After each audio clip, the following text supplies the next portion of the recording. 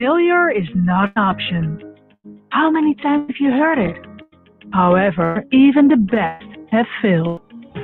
This is Fail, Inspiring Resilience, where we celebrate stories of vulnerabilities, adversities, and strength, shared by exceptional people to create a more resilient society. Because failure is indeed not an option, it is required to succeed.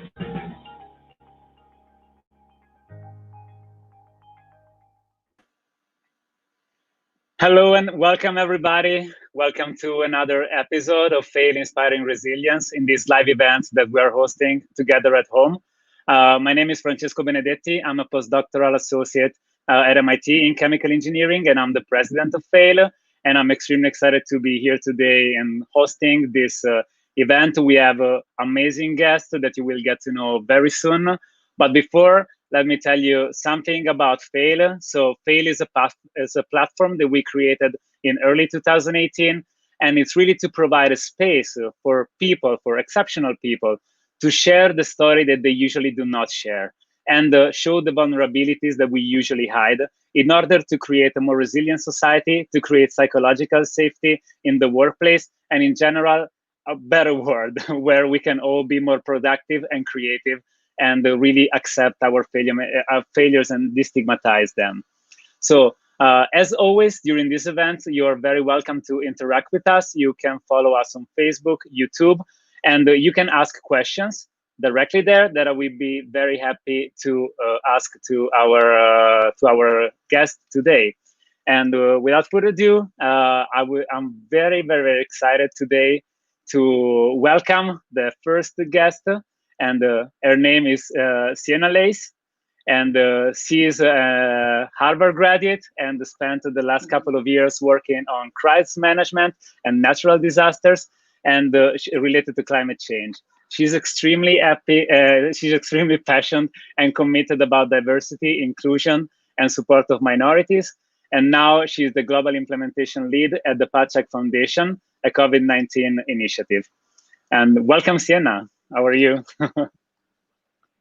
Hi, Francesco. Oh, I think so you're nice muted. to be here. Hello. Thank you for that warm introduction. Thank you so much for you Hi. to be here. And yes, the second guest of today is Ramesh Raskar. He is professor at MIT Media Lab and head of the Camera Culture Lab, former Google X and Facebook, and is extremely passionate about technology and innovation. And he's co-founder and chief scientist at Pachak Foundation. Welcome, Ramesh, as well. So great to be here. Thank you, Francesco, and thank you, Sienna. Absolutely. This is like, for me, this is a great moment today because having this conversation with you is extremely important, and I'm very, very, very excited. So I would really like to ask Sienna a little bit to introduce herself to our audience. I mean, Ramesh gave a talk in FAIL almost 1 year ago by now, but you know, Sienna, we didn't have a chance to get to know you better, so I would love. Sienna, we need to get. Oh. Am I the only one hearing feedback? Okay. Yes. So I think, yeah, we really would like to have Sienna introduce herself a little bit to our audience, and yeah, tell us something. Tell us something more about you. Awesome. Thank you so much, Francesco. I apologize. I just did a camera switch. No problem. So it's such a pleasure to be here with both of you. It's hard to believe that we're approaching our 6-month anniversary since we started this important work with COVID-19 and following this vision of Ramesh of how do we really address and create a solution for this global problem. So really an honor to be a part of that team, which has dominated, I think, our lives and work over the past, like I said, 6 months. And we continue to work hard. It continues to be something that is exciting and stimulating and is absolutely the definition of crisis management. As Francesco, you mentioned, I have been very focused on crisis, more focused in the theme of climate change related disasters, specifically hurricanes and specifically Hurricane Dorian in the Bahamas, where I am today. And so when COVID hit, I called it a bit of convergence of crises, and the work that's been done over the past 6 months really has pulled upon experience from every industry I've been in, everything I've done in the past 20 years, as that's what crisis does. It exposes every aspect of an individual, of a community, of a society. And so that's what we're focused on helping. Yes, absolutely. So it's been a real pleasure to work with all of you in this time, and we're gonna have a section later on dedicated to this. So keep it warm, and we're gonna talk about fact check later on. And now I'd really would like to start the conversation asking a question to Ramesh. So Ramesh gave a fail talk, as I mentioned, in I think it was October 2019, and it was extremely inspiring. So he was telling us. That basically the world is basically full of traps. Traps are everywhere, and there are signs everywhere I still hear some echo. Oops. Yeah. Okay. No. Hello. All right. Seems fixed. So basically, in his talk, Ramesh was telling us that. It's full of career traps, and it's extremely hard to find a way towards success. There's signs everywhere that want us to fail, but it is extremely important to understand the role of the leaders and the role of the pathfinders in teams, so that they can lead us outside of these crazy jungles, as Ramesh called them during this talk. And I would like Ramesh to expand on this a little bit, tell us more about what is the role of a leader in any organization, and how he or she can help the organization succeeding and preventing failures, etc. Yeah, Francesco, thank you, and thank you, Sienna. That talk really made me think about the fact that I was supposed to come and share my failures and stories of resilience, and more importantly, the people who worked with me and who believed in me. And I knew that if I take a risk, it's not just my failure, but it's a failure for them as well.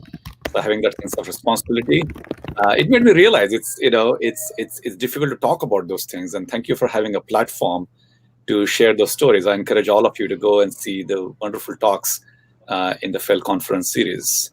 And Francesco, as you talk about leadership and so on, as I said in the talk, I think leadership is overrated. I think what's more important is to be a pathfinder. So if you're just a manager or a leader, or a maverick or a rebel, that doesn't help as much as if you're a pathfinder. And we should really think of those who lead, those who inspire others to be more like a pathfinder. You are trapped in a jungle with your team, and you have to figure out there are signs all around you that are conspiring you to fail.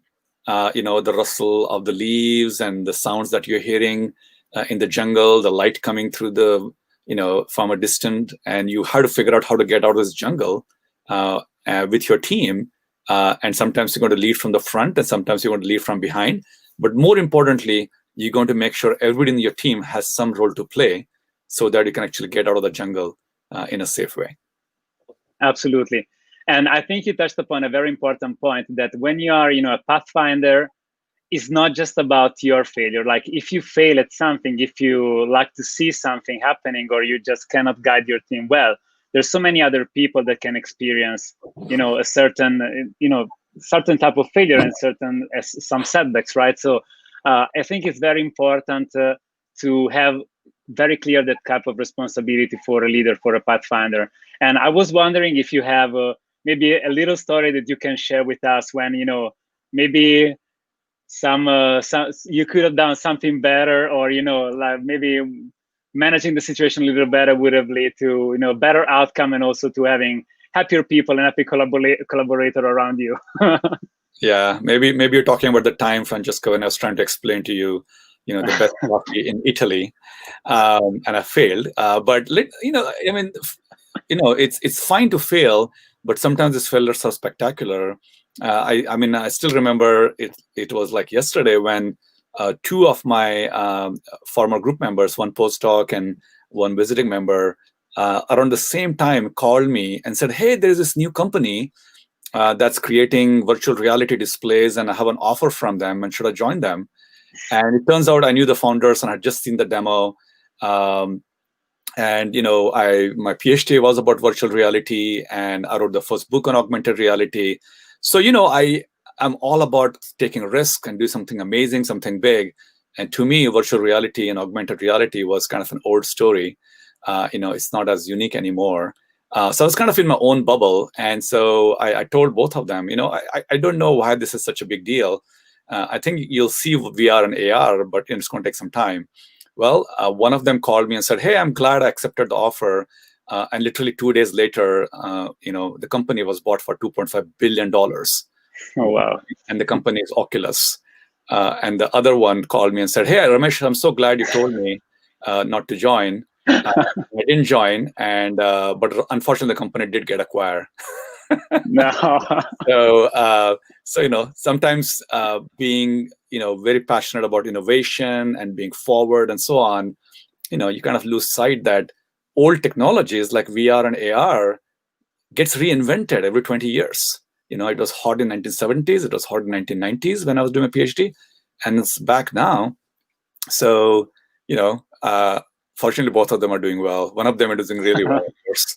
So it's I had to be very careful about providing any advice. I stopped giving advice, and I always say this is my opinion, because advice always comes with attribute and survival.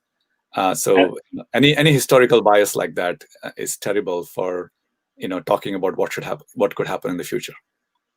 Yeah, especially when your vision is 20 years ahead, and the company is working in the present. You really need to be looking at what people need now, rather than your vision that is 20 years forward. That's a very great perspective.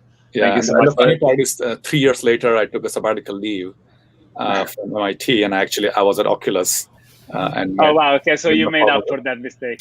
Yeah, I don't think I made up for the mistake, because as a professor, I was there more as an advisor and as an architect. But I can't imagine working in virtual reality for the rest of my life.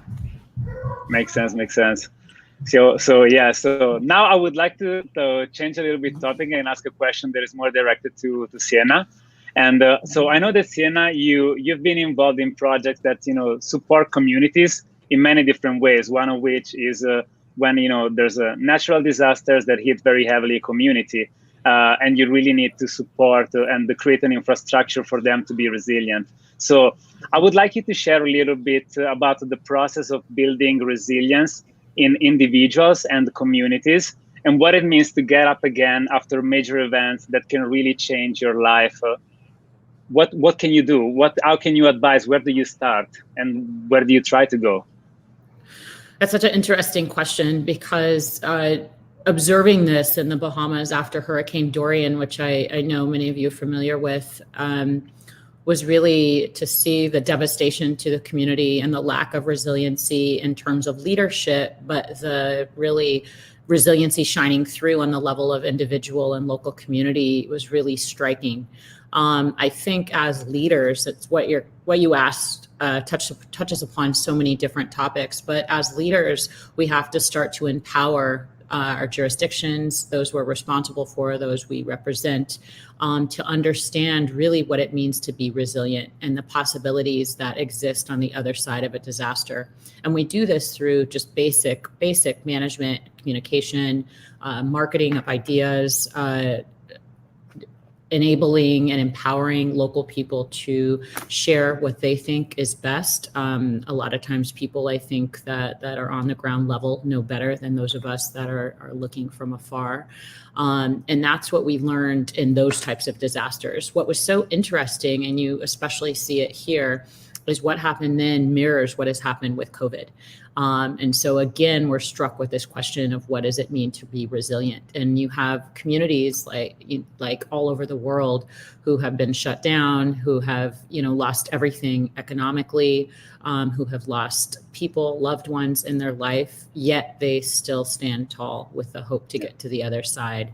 I do think you see this real difference in types of leaders today, those that have led with fear, those that have led with kind of downplaying what the situation is, and people know what's going on. They're living it every day. And so I think it's so important to be transparent and to allow people to shine through. I ultimately believe that we are all a good people, with some bad actors. So I think the more we can connect people, and that's been the beautiful thing about COVID, if we, dig into that a little bit, is that it has really shown us we are a global community, that we're a brotherhood, a sisterhood that goes all the way around the world, despite leaders that might be faulty in individual countries, states, counties, cities. And so it's really, it's beautiful, but it leads to a lot of questions and challenges for everybody.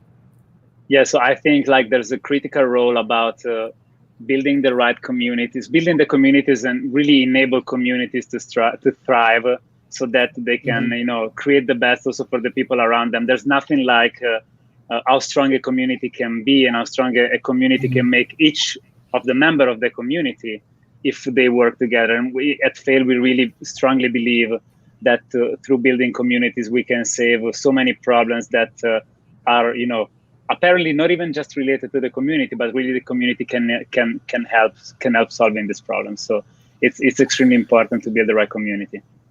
Absolutely. And this is something, Ramesh, you've told us since day one when we first, we're sitting together working on this project, and it was, we will fail. And that's what we do every day, is this project is about failure. And what transparency, I think, means in this culture of the unprecedented is that failure is okay, as long as you're communicating that failure. To say, here, as a leader, I've made these decisions based on this set of information and this knowledge that I've brought together, based on experts and my advisors, et cetera. And it might not be right. And to be able to go back to a people and say that, and then make a change of course and direction, I think is tremendous. And we've seen that in a lot of places around the world.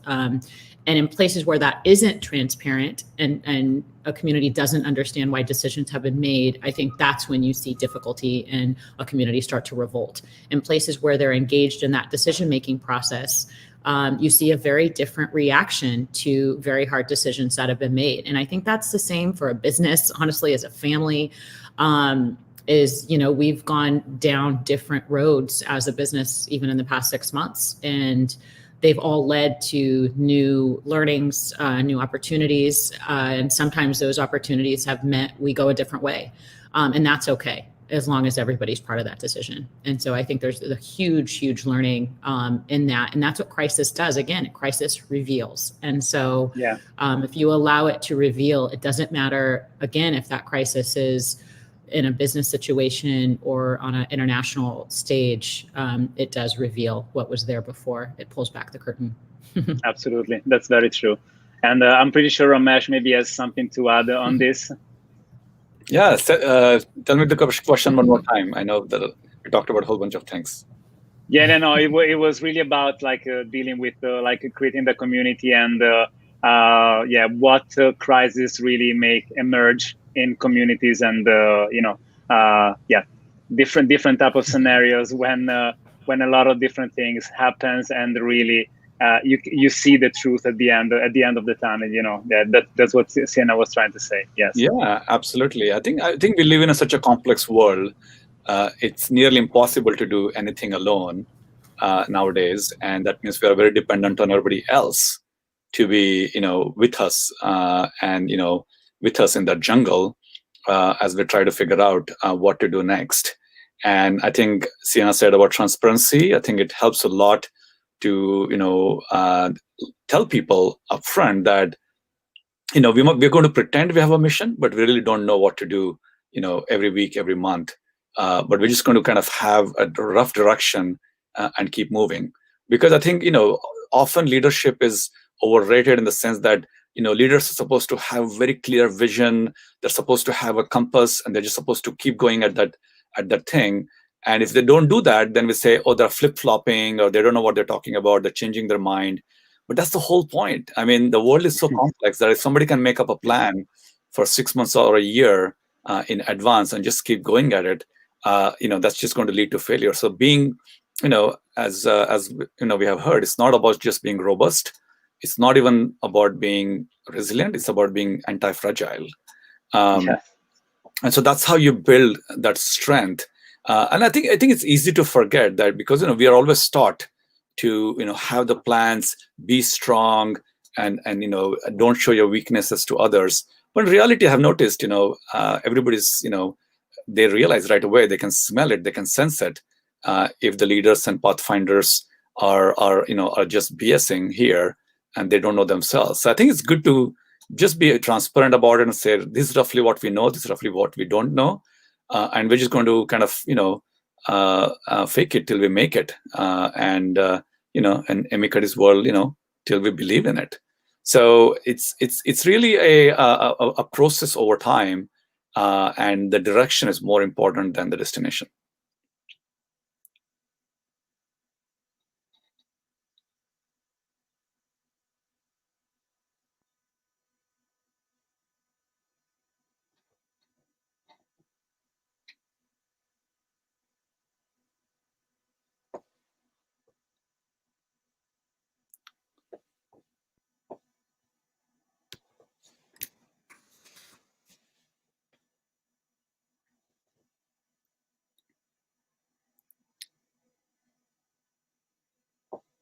Did we just lose Francesco and Sienna?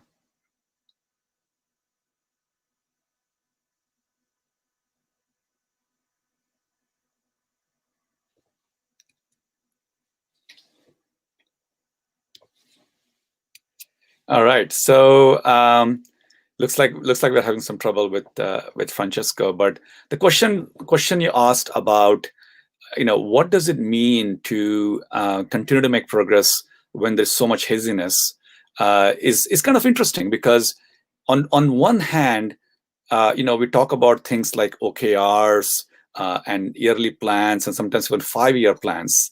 And it's, we often say it's better to have a plan than no plan at all. But I would say it's better to have a plan that people know will not be a plan, a few weeks from now, a few months from now, and then continue to refine that plan. And that's very critical. And often I have seen, Francesco, that, people stick to their plans and the world has changed, and they don't change their plans. They don't change their team, they don't convey back to it. And I would say COVID-19 is a classic example. I mean, PathCheck Foundation has taught us again and again and again that, every week we see, some changes to how this epidemic is evolving, how the technology landscape is evolving, how people's reaction to them are evolving, how states and nations are responding to it is evolving. And so it'll be completely foolish to say, we have a plan for next 6 months or even next 1 month to do that, and you have to be very nimble. And this can be very exhausting, because people who are used to working in very long-term entities that have very long-term plans, especially like corporate entities and so on, where people mostly care about their performance and bonuses and promotions, and they'll let somebody else deal with the complexity. It just doesn't work that way. That's why people like to work in startups. That's why people like to work in very mission-driven nonprofits, because what every person does actually matter. Like I said, when you're in the jungle, you have to rely on every team member. That's so true. Ramesh, one of the things that struck me when we first started doing this work was the instant forced collaboration between public health professionals, let's say at a state or national level, with economic leaders, with heads of state, heads of literal states, governors, et cetera. And it was interesting because we found ourselves in the position of facilitating this new partnership between groups that had never worked before. Mm-hmm. And for those of us that have a startup culture background, that's what we do. Everybody has every hat on. We do every job. We roll up our sleeves and get it done. So what lessons can you take from the startup culture that you think would help governments to apply in a new world like this, where they have to work together? Yeah, I'm glad you asked that question, Sienna, because on one hand, everybody should do a startup at least once in their life, no matter what. It could be a lemonade stand when you're 7 or 10 years old, or it could be something you run in your high school, or you go to school or go to college and you take a year off and do a startup. Everybody should do a startup in their spare time or for full time, because it just teaches you to deal with all the complexities, financial, people, market, and so on. So I think there's a lot to be said about how do we put that together so on. At the same time, I also want to challenge that often the startup model is not the right model for things we do in life. And startups are about competition. They're about a zero-sum game. If there's another startup or there's another entity, you're always fighting for dominance. Or startups are also about deciding who's the CEO, who's the CTO, who gets what equity, and who gets what spoils if the company gets sold, and so on. So startups are also not the right way, I would say, I'm making a very broad statement right now, not the right way to make a big societal impact either. So startups are great for building kind of the personal character, but I'm not so sure if startups are the right mechanisms to have a big societal impact, because often young idealistic people start out saying, I'm going to launch this startup because I have a mission. But what ends up happening is within a year, they get so focused on making sure they stay alive for fundraising, for recruiting talent, responding to the market, the mission just goes out of the window, and they just have to do whatever it takes to raise the next round or get the next dollar of revenue. So there is no easy model actually, whether it's a corporate venture, whether it's a nonprofit venture, whether it's a venture-backed startup. None of those are actually the right model, and every situation requires a whole new way of thinking about it. So if you're a pathfinder and you figured out how to survive in the jungles of Amazon, doesn't mean you can come to the Appalachian and figure out how to survive in the Appalachians as well. So there's again this survivor bias, which is like, if I learned how to do this in this setting, I can just transfer those learnings and apply it here. So it's important to kind of take those learnings and absorb them and internalize them, but not use them in a blind way. So, I mean, I didn't answer your question about governments, but yeah, I mean, no, that's a good no. It leads to other questions. Definitely, everyone in the government should spend a year doing a startup. No, but I think that's so great, because as I think of crisis management and I compare hurricane with global pandemic, I think fall in that trap personally, and I think a lot of us do. And while you see the commonalities, it is important to see the distinction between the two different types of way that we're working, if we want to call it that. And so it's interesting because I'm so focused, and where my work was very centered on at Harvard was documenting lessons learned. And it's interesting because you almost want to do, listening to you, documenting the lessons that were not learned and coming at it in an opposite way, is we're so focused on success and so focused on what worked that in a way, and this is why I love the conversation here with FAIL, is it's about what hasn't worked and what we can learn from in those circumstances. And I say, and I lead on this in so many conversations, is we live in a world of crisis. We are a culture of crisis. This is not going away. And I think, we had a different sense emotionally, mentally in the spring. And now that we're looking at fall, we're looking at Christmas plans being canceled, that it's a reality that is sadly sinking in. And so, I think, you look at two types of crises, which are kind of like a slow roll crisis like this, and then a boom crisis, something that happens all of a sudden. And I think we will see those distinctions. So I do agree with what you're saying of not being too strict in trying to apply lessons in every situation, but taking those learnings and learning how to adapt based on the specific circumstances, which is fascinating. That gives me a lot to think about personally. I think it's critical. All three of us grew up in three different countries, with great food. By the way. And remember, I have Indian in my roots, so I'm Black Sikh Indian. So I have like three different sets of food: the Mexican, Indian, and the American side. All we can do nowadays, trapped at homes. But I grew up in India. Many of you know, in a very modest family. Most of my family is still farmers. Even now, they're farmers. Hardly any of them actually came to the U.S. I might be the first one. And so if you've been to India, streets are, the country is beautiful, but most people say the streets are a chaos, right? And there are no, it seems like there's no order, but people, get by fine. And for me, that's really that's kind of ingrained in me as an Indian. I can look at all the chaos and can still maintain the peace, right? And you'll probably notice this with a lot of people who grew up in developing countries or complex situations, which is, how do we actually make the chaos part of our life and maintain peace and maintain that sense of zen is very critical. And what I've noticed is that often when people are faced with uncertainty, confusion, and so on, they try to project that on themselves as opposed to projecting that as just the current scenario, and then just keep plowing through that chaos. So you talked about the notion of crisis. Whether it's a crisis, I mean, you've been through a lot recently, especially in the Bahamas with the hurricanes. And also COVID-19, and the nation is facing all kinds of crises at the political level, about justice and racism. So there's a lot going on. And in my talk at the fall conference, I talked about when you have kind of your internal compass and the external compass, how you to kind of maintain that. I showed this chart where if you put the internal compass on one axis and the external compass on the other axis, on the bottom left, you're angry and unaware, which is being a rebel, and that's when people do protest.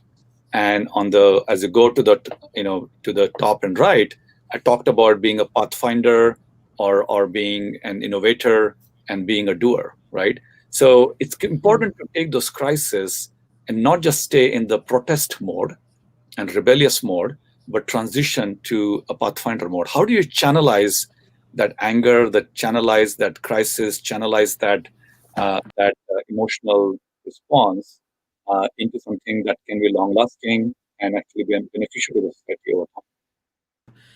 And so, Ramesh, I think you said two things to me that really are striking. And one is, I want to quote this beyond this conversation today, which is look at the chaos, but maintain the peace. And that's, I think, such a beautiful thing in today's world.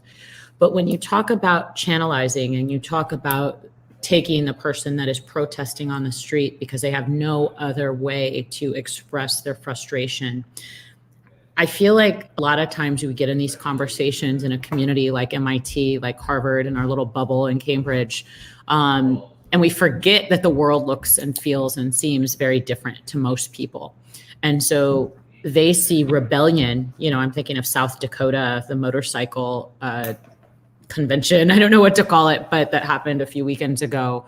And you had 250,000 people that were proud to not wear a mask. They were proud to be shoulder to shoulder because it was a rebellion to what? And that's the question I ask everybody is, you have all these people protesting and fighting and in rebellion, and they're very clear on what they're against, but not so clear on what they're for, which Pathfinder has to be for something and going to something. And so how do we start to communicate that? Leaders at any level, it could be a leader in your family. How do you start to communicate that in a way that someone that might not be speaking the language that we're speaking today? How do we do that in a better way?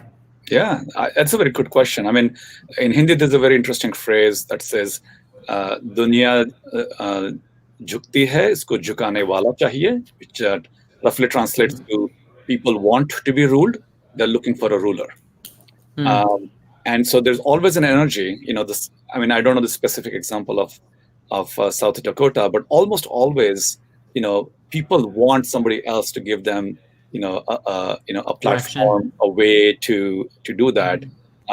And I mean, Berlin has a fantastic tradition. Every Sunday in the city of Berlin, there is, a procession. And people just get out and get on the street and, just block the streets and do things. And anybody can get, as the parade is forming, basically anybody can get ahead of that parade and decide what this protest is about. It doesn't really, everybody's just participating because they want to do something on Sundays. So, when the parade is forming, all you have to do is, be at the head of the parade and decide what this parade is about. And that can be good and that can be bad, as you can see very well. If the right leaders, the right pathfinders would take that energy and channelize that parade into something that's good for society, or if there's a vacuum in that pathfinder's role, then somebody else going to take that parade and take them to a more destructive route as well. So true. Francesco, I'm sure you have something to add to this, because we could go down the rabbit hole on the specific theme that. It's really wonderful to hear from you. So I'm very happy to listen a lot. So like the point that I really want to make is that each of us has a role. Whatever is the scenario that we are facing, each of us has a role and can do something. Okay, so it doesn't mean that we need to fight, in my opinion, if I can express my opinion, it doesn't mean that we need to fight all the battles in the world, okay? Because it's impossible to be present in all battles, right? But we can all play a role in something that we really care. But even more importantly, we can always support the people that are fighting for something that they really believe in.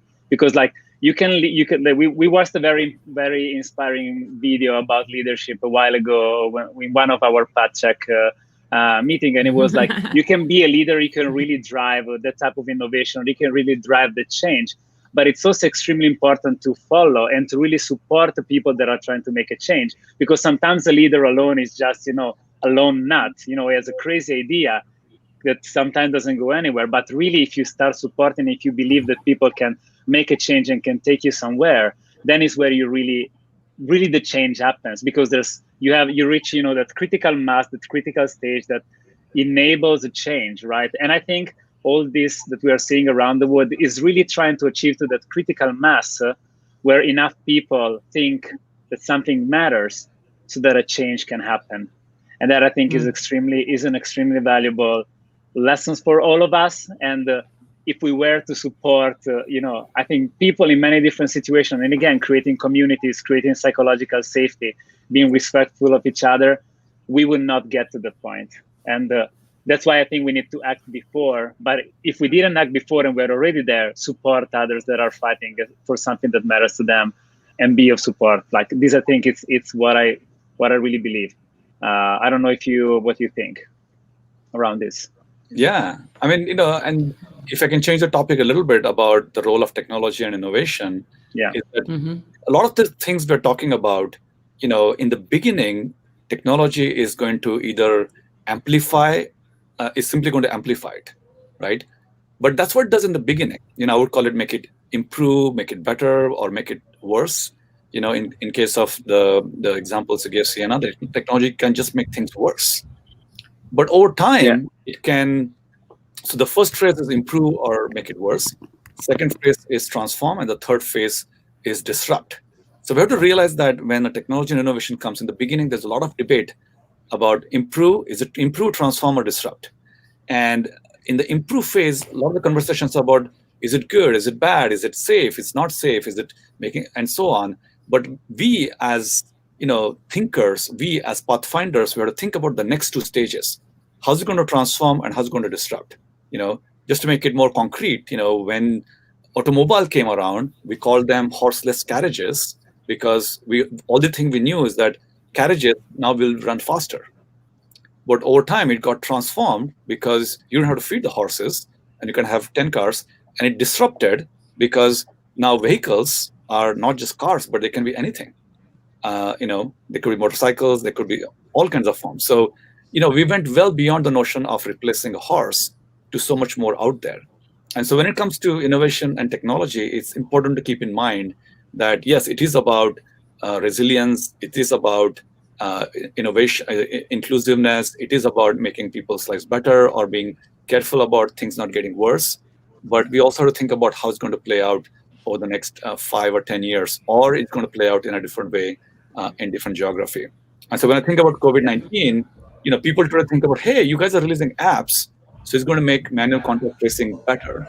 But that's not the point at all. The point is, once things become digital, that apple-to-apple comparison you're trying to do with manual contact tracing will disappear, because it will transform, because everything will be digital, and it'll disrupt, because we'll say, wow, now I have this bird's eye view on a population in a privacy-preserving way, so I can do so many more things that I couldn't even imagine, even hiring 2,000 manual contact tracers to do, and hiring some of the best people in the world to do, because now I have the bird's eye view. So even in contact tracing, which seems like a very well-defined problem, people are still thinking in very short term, and we're thinking about issues like, hey, what about privacy? What about inclusiveness? What about efficiency? What about costs? And so on. But that's a very short-term conversation.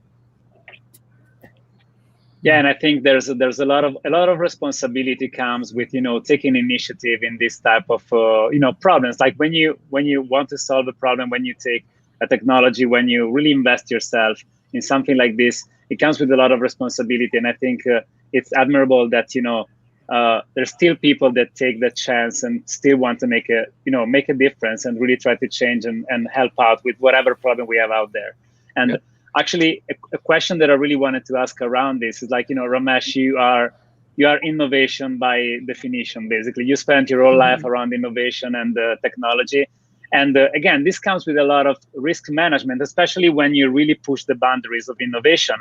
So many times that it just doesn't work, right? Because if you knew how to do it, it would not be innovative, right? So there's a lot of failure there, and people really need to develop a resilient mindset to be in innovation. So my question is around, as there's so much failure and risk involved with innovation, what is the threshold when you actually decided to take initiative in something and actually try to do it, and when you actually stop and you say, if I fail at this, it's gonna be worse than even if I was not trying, or even for myself, if I try this jump in this career jump or whatever, and I fail, it's the end for me, because I lose reputation, I lose trust, I lose everything. So when you live on the edge like you've been doing for your whole life, when do you decide to go for something, and when you decide to stop before?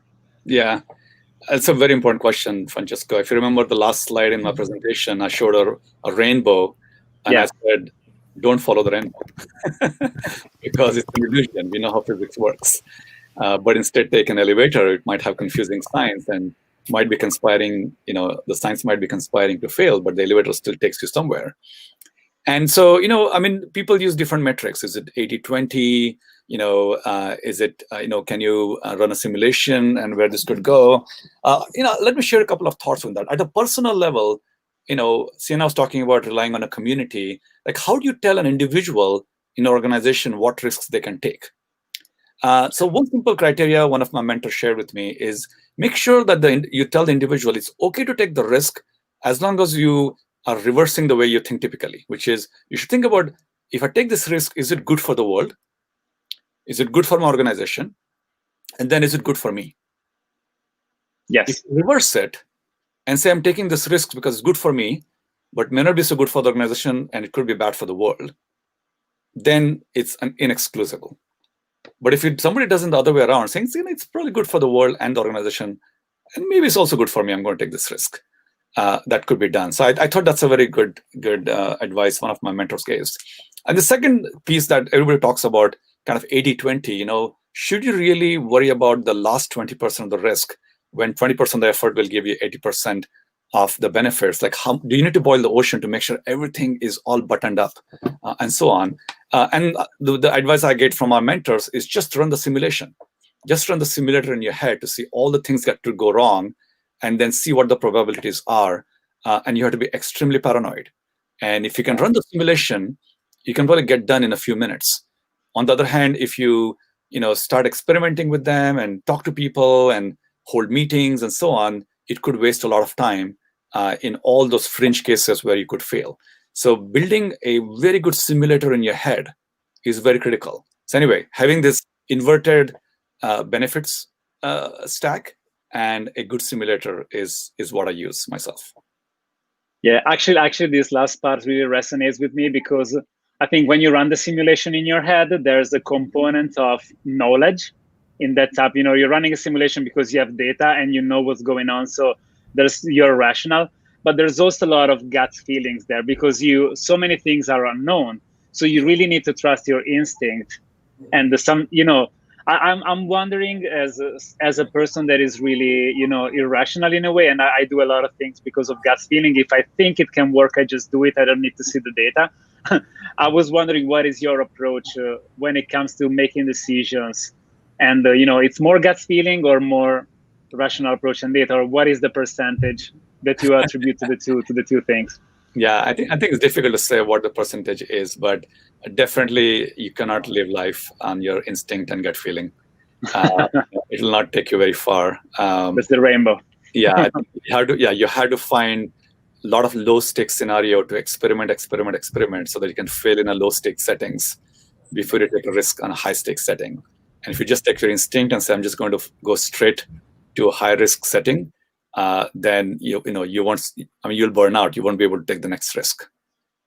Yeah, absolutely. It's that risk, like that risk that we were mentioning before. Like, an advice that I keep hearing from prominent speakers and people that join the FAIL platform is really don't take a risk if that would be a career suicide, or that would really cost you too much. Like, always manage the risk is one of the best advice. Yeah. Yes. Another simple thing I use is whether it's reversible or irreversible. Yeah, exactly. Absolutely. I'm working with somebody and they say, can I do this? And I think it's mostly going to be fine. And in case things go wrong, they're still reversible. Just go ahead. If they're irreversible, I'm going to be very particular about it. I'm going to ask hundreds of questions till I'm satisfied before I would allow that person to do something about it. Yeah, that's absolutely true. And I'm really curious about what Sienna thinks about it. If yeah. No, there's so much to say for what you're describing, and I think there's like a personal application and a professional application for both. And it's interesting because I think about what you just described, Ramesh, every day watching the news, and then you also think about it in the organizational level and the structure and the teams that we manage. And I do think it's a fine line, and I love the rainbow. I live on the rainbow side a little bit. But I also understand the structure and the understanding where you can't live by that. And so it's a fine line, because you want to be able to relate to people, whether it is as a, leader of an organization or, in a political situation. People connect by emotion.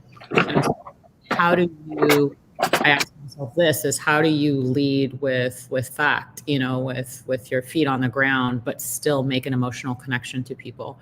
And I think that's what we're really lacking in society today, is that emotional connection. Because the moment that you can expose really what your vulnerabilities are and what your weaknesses are, whether those are technical or more, emotional soft skills, I think that's when people get you. And you look at even people that are elected in today's world, in the past decade, 2 decades, it's typically an emotional connection. And that emotional connection might not be positive, it might be negative. And so we assume that people want to unite over a cause. And it goes back to what I was speaking of in the sense that people know what they're against, but they're not quite sure what they're for. And that's what the world is right now, is we know, in a COVID world, we want to be back out on the street. We want to survive. But I don't want my grandmother to die, and there's a lack of reconciliation and the reality of our situation. And again, that's where it comes back to crisis. And that's what's exacerbated in today's society. And I think it's like the curtain's been taken off of all the things, systemic racism, countries that have histories in colonization, all of that has been exposed today. But the problem is that while we still want to lead and move forward and push forward and look at vision and look at transformation, is we also have to look back at, why do these problems exist? Why don't people get it? Why don't people think? We don't want them to think the same, but why don't they think in a way that's more forward moving? And that's the challenge for us. I think, again, it goes back to the family level. And I say family a lot because during this time, we've spent more time with our families, and that family might be a group of friends, might be your actual blood family. And it's, how do you move forward in a time of great frustration and stress? And that's the same as you do as an organization or a government. And so I think there's a lot to say with that. That's an entire conversation again in itself. Yeah. But it's, I think, the beauty of the work that we do, and I say we, the 3 of us, with a community of 1,600 other, individuals around the world, is we're committed to that. And so, Ramesh, when you've talked about movement, it's not a business, it's not a, mission, it's a movement. It's a movement for people to understand how to do. And that's our ultimate challenge as a leader, is for each person to reach their full potential. And we want that with the people that are surrounding us most closely. And then we also want that in the people that are the neighbor that you might never meet. And that's something that I think is what should and could inspire us on a day-to-day basis, no matter what you're doing in your life and with your work. And so it's just such an interesting time for everything that we've lost in the past 6 months, 8 months, 9 months, if you're in China. We've gained so much more in how we work, how we think, and applying these ideas. You know, you've spoken about technology, and all I think about are the people that are left behind with technology. Yeah. So if we're talking about transformation and disruption and what that looks like to a society, we're leaving a percentage of society behind. And that same part of society that's being left behind is that same percentage of society that's being disproportionately impacted by crises like COVID or a hurricane, because you live in a community that perhaps wasn't up to code. It looks a lot of different ways, but it comes down to the same group of people being negatively impacted. And so how do we mesh, and this is an open question, like how do we mesh like best practices in tech and the best tools that there are to offer with the fact that there's people that don't have access to it? Yes. Are we satisfied with a society where we're just going to leave some people behind? And that's a question that's come up even with COVID and this idea in the Bahamas. We've been on this on and off whirlwind of shutdown. And people look at the death rate and they say, just let us be. That's low. More people die from the flu, from the cold. We've all heard these arguments. But then it hits your grandmother or your cousin, in my case, and people that are very close to us, and you feel different, and you stay inside. And so how do we apply those lessons to true passion and care? Because it doesn't matter about technology, all the technology in the world, whether it's a solution that helps you self-quarantine, whether it's a solution that is helping you digital contact trace or, locate or identify if you've been exposed to the virus. It requires an honor system. And that's what's so interesting to me about this, is it requires a level of honor of all of us. It goes back to what I've always called it the golden rule. Girls was me and my friends. And so it's the golden rule, is do unto others as you want done unto you. And how do you instill that in your team, in your family, in your community, in your world? And if we could solve that problem, I think that all the failures in the world would contribute towards learning those lessons. I completely agree. There's so much that I want to tap, but I want to hear round of applause. Not to be heavy, but like I'm just like, oh no, I think about it. That's exactly what it is, and I totally relate to it. I wanna hear Ramesh though, because you both are our guests today, so it's not on me. We can talk about this at 5 o'clock. It's almost 5 o'clock. First of all, Sienna shared, so many important things, and I know she's talking from a personal experience. It's not just a theoretical concept. So it really moves me because it's really real. I mean, I've heard from her otherwise as well. And so it as somebody who's somebody who's very hopeful and techno-optimist, although grew up in a very modest background, also from a country that is constantly at a struggle with itself. It just kind of shakes me, because when I think about technology, we talk about trickle-down effects. When it's a computer, not everybody had it in the beginning, but eventually it did become a technology that democratizes access to all kinds of things: information, finances, health, and so on. Because without technology, the democratization would have never happened. At the same time, when it comes out in the beginning, and when it's about to be deployed, it is not, it creates the haves and have-nots. And there is a very important debate about the inclusiveness. And this has bothered me all my life. Like, how can we come up with some kind of a escrow system or some kind of a future deposit system or a deferred justice system, so that even if technologies are being tried in the beginning, they don't create such a big gap between haves and have-nots, and then they're somewhat guaranteed to have an impact on society. It's something that I've been struggling with for, since I got my PhD. And it's like, there has to be a way to come up with some mechanism. And, when I think about all the buzzwords like, cryptocurrencies and, secure computations, and all kinds of technologies that we see today, I'm hopeful. I mean, I'm a techno-optimist here.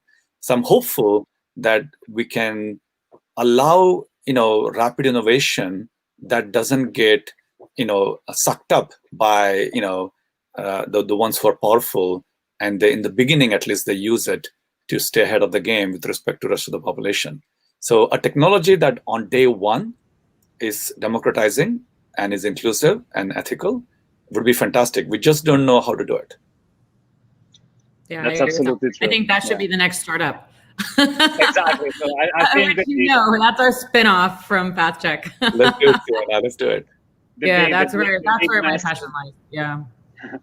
So really, like, some of the big challenges and messages that I get from this last part of the conversation is really, how can we create something that would treat everybody as equal? Also, technology that can treat everybody as equal, that everybody can adopt right away, and that can actually impact their lives. That is, I think, is probably one of the biggest challenges. And maybe we can talk in a year or so if we can come up with ideas to solve this challenge. And another thing that I really take home from this last part of the conversation is that technology alone cannot really solve the problem. I think, as Sienna said, there's a huge component that goes at psychological, emotional level, and creating connections between people and creating a community. So I think really, to everybody, to all of the people that are trying to bring innovation, that are trying to change the world, that are really, trying to make an impact, whatever is the problem they're trying to solve, it's very important that we bring on the table both technology and innovation, but also our heart, our own care, all our passion, and the connection that we can create with the community to thrive together. Without that, it's very important to achieve anything meaningful, in my opinion. And I don't know if you want to add anything on top of this, but I think this is a great way, since we are on top of the hour, to conclude. We're just starting, Francesco. I'm like, no. I know. What can we do? Yeah, but I mean, at the end of the day, all we have is our passion and our inspiration. That's what keeps us going on a daily basis. The love we have for people around us, whether they're right next to us or online all over the world, and the passion and inspiration is what we have. So if the fear of failure is kind of intercepting your passion, the fear of failure is really disrupting your rhythm when it comes to your passion and inspiration. That's the key. If you can identify that, fear, then we'll be very much at peace when passion and inspiration keeps us ready for the next day. Absolutely. And I close with a message that I was most struck by with Ramesh when we first started working together in March, which was, there's more shuns in this, but it wasn't about competition. It was about collaboration. And I think with technology, we're typically very focused on competition. Who's first? Who's biggest? Who has the most downloads, likes, whatever it is, impact. And really, it's about collaboration. Each person is a stair step to something that is closer to a solution that brings us together. And that's what it's about. And that's what about our work. That's everything we do. So whether it's tech or whether it's not tech, but it's this capacity to bring people together. And so if that stays at the heart of what we do, I think, honestly, anything is possible. And we absolutely will fail along the way.